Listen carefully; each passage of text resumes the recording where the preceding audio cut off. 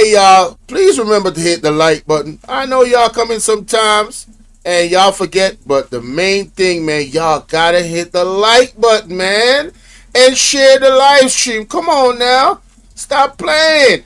Support, support, support. The like button is free, heard? Stepping over dead bodies, treating patients on the ground, rodent infestation. Just some of the circumstances nurses at the Cornwall Regional Hospital say they have been working in for months now. The nurses are protesting what they say are long-standing inhumane conditions for both staff and the patients. Akeem Oret has been tracking the story.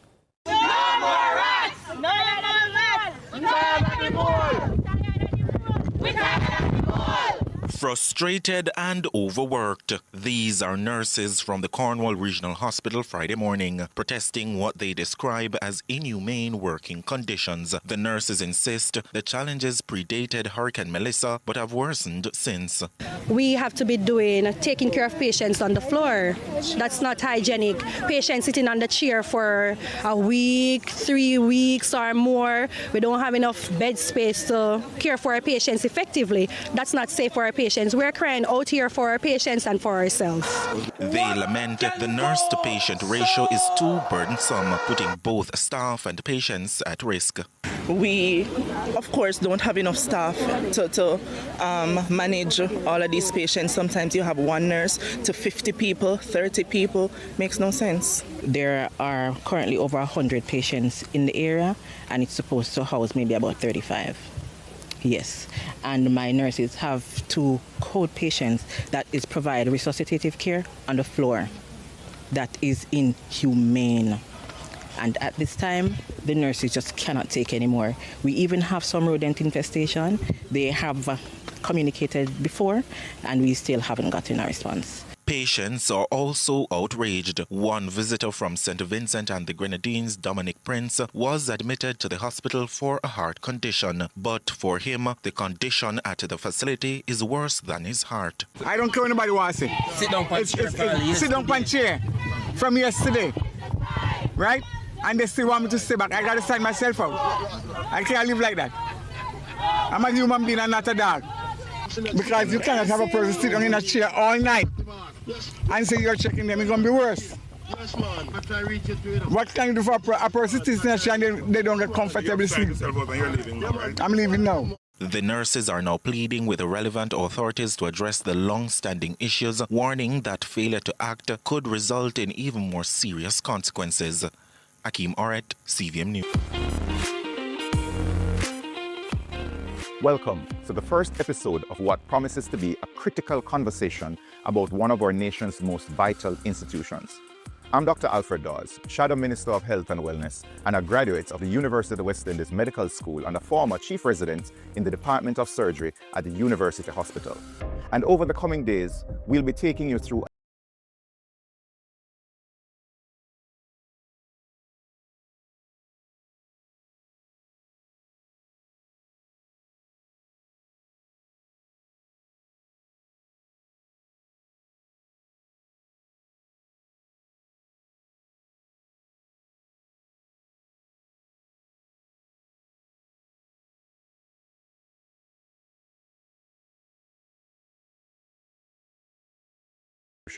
its regional importance and the crisis it now faces. To understand what we stand to lose, we first must understand what the University Hospital of the West Indies truly represents. In 1945, in the aftermath of World War II, the Committee of Higher Education in the colonies made a transformative recommendation: establish a university in the West Indies. Jamaica was chosen as a site, and critically, it was decided that the first faculty should be that of medicine, as there was a desperate shortage of medical professionals throughout the region. In October 1948, the University College of the West Indies, affiliated with the University of London, opened its doors with its first cohort of medical students. On January 18, 1953, Sir Winston Churchill himself toured the hospital. The message was clear: this was an institution of international significance, deserving of international support. The UHWI is not just another hospital. It is the first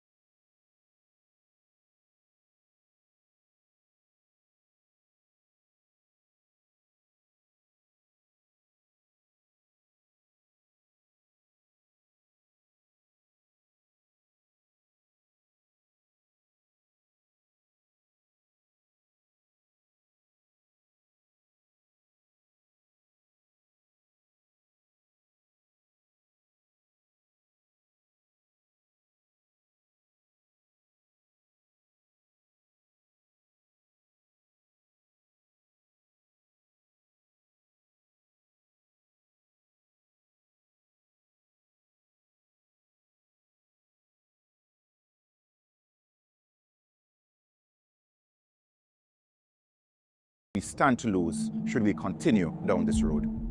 The Ministry of Health and Wellness itself has acknowledged that cases of chronic non-communicable diseases such as diabetes, hypertension, heart disease, and kidney disease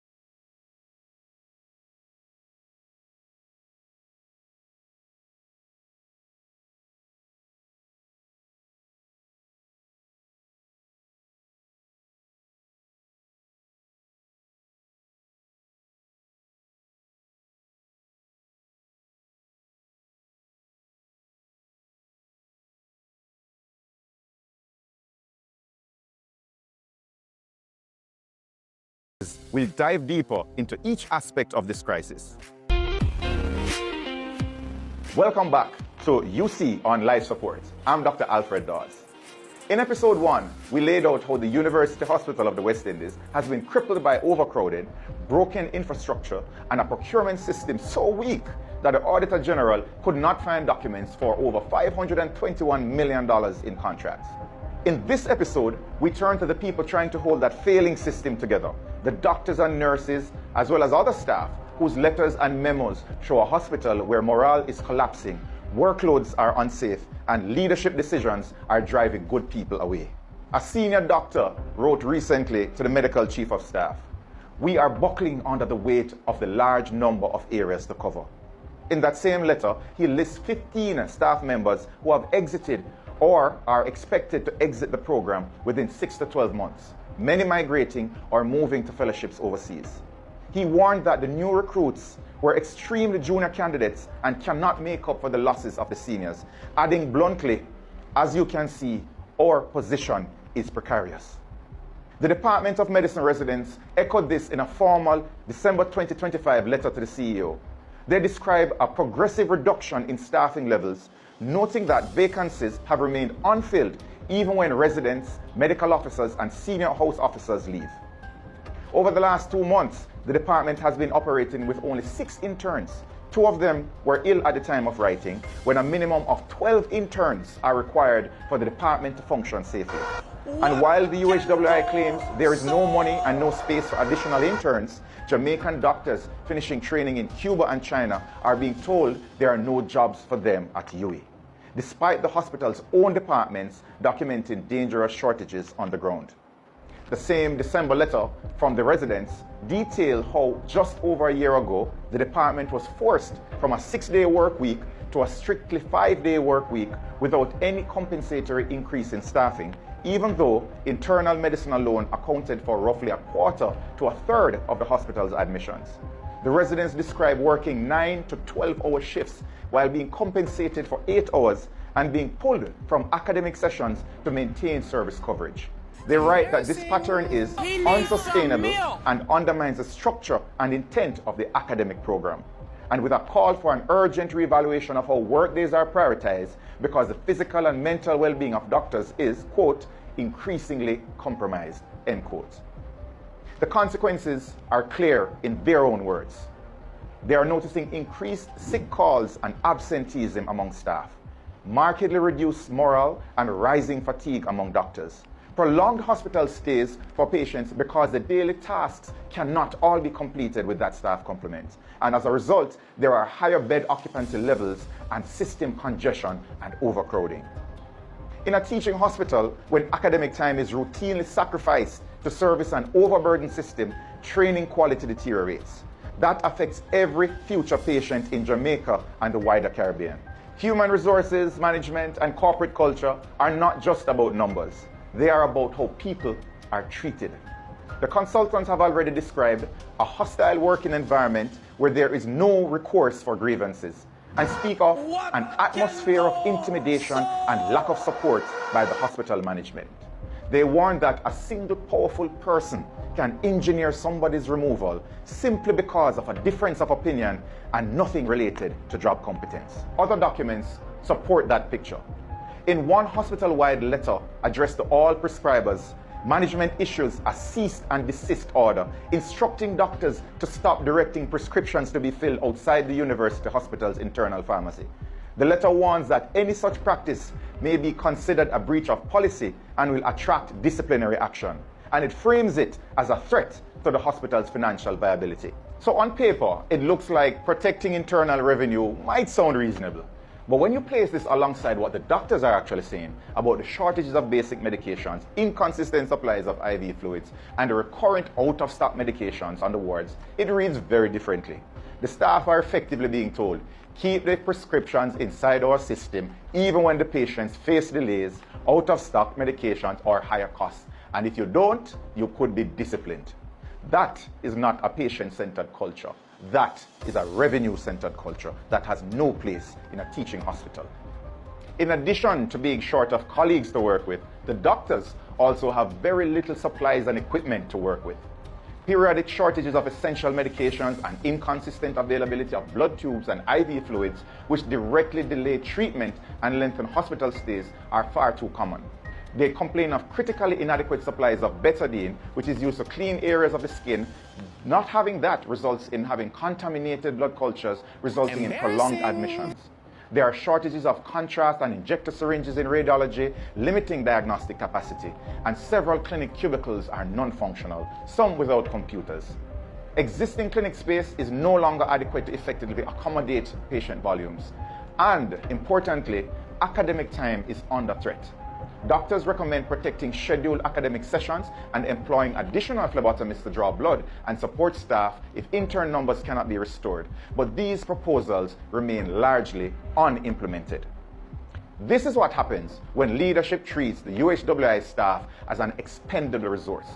Residents and interns are expected to cover more patients with fewer colleagues while also absorbing the fallout from the procurement failures, chronic shortages, and overcrowded wards.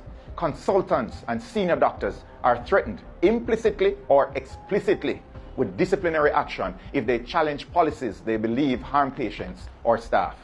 On top of this, staff point to unjustifiable transfers of senior directors, moves that are widely seen inside the hospital as punishment rather than rational HR planning.